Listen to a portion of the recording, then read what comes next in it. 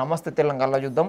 ఇక ఢిల్లీ టూరు అర్ధనూరు ఏడాదిన్నర లోపే తాలు ఢిల్లీకి రేవంటూ తాజాగా 2 రోజుల పర్యటనకు సీఎం అధిష్టానం చుట్టూ చక్కల్లో రికార్డు 10 రోజులకు టూర్పై రాజకీయాల్లో చర్చ అంట.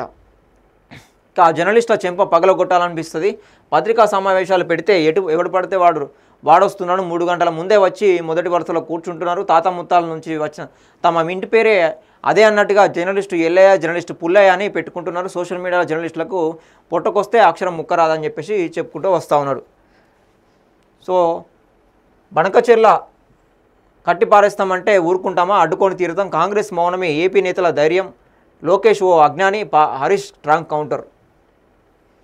ఇంకా పీబీ లింక్ చేపడితే పోలవరం మడితే బనకచెర్లపై సిడబ్ల్యూసికి కృష్ణా యాజమాన్య బోర్డు కీలక లేఖ. బనకచెర్లపై ముందుకెళ్తే పోలవరం మొదటికి మళ్ళీ టీఏసీ నుంచి అనుమతి తీసుకోవాల్సిందే. అందుకు పరివాహక ప్రాంతాలని సమ్మతించాలి. ప్రధాన నిర్మాణాలన్నింటిలో మార్పులు తథ్యం. డైవర్షన్పై గత 45 టీఎంసీల వాటానే తేలలేదు. 200 టీఎంసీలు మళ్లిస్తే అన్ని రాష్ట్రాలకు వాటా. అవేవీ లేకుండా జలాల మళ్లింపు ఎలా సాధ్యం? పోలవరం బనకచెర్ల లింక్ ప్రాజెక్టుపై కేఆర్ఎంబీ సిడబ్ల్యూసీకి రాసిన తాజా లేఖలో కుండబద్దలు కొట్టినట్టు చెప్పడం జరిగింది.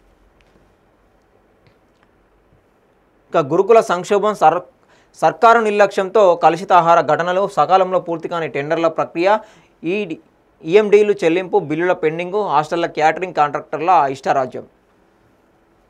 ఇక రష్యా అమెరికా డెడ్లాక్.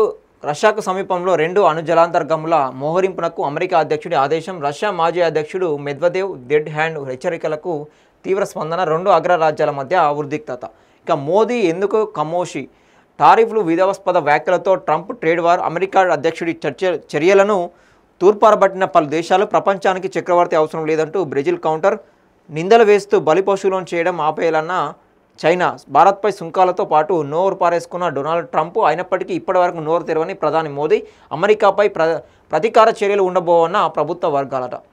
ఇక వేరే దేశాలు ఖండిస్తూ ఉంటే అమెరికాని మన భారత ప్రధాని మాత్రం ఖండించట్లే అని చెప్పేసి తీవ్ర విమర్శలు కూడా రావడం జరుగుతూ ఉన్నది. ఈ టారిఫ్ల మీద స్పందన తెలిపాలని చెప్పేసి కూడా డిమాండ్ వస్తూ ఉన్నది. సో ఇవి నమస్తే తెలంగాణలో వచ్చిన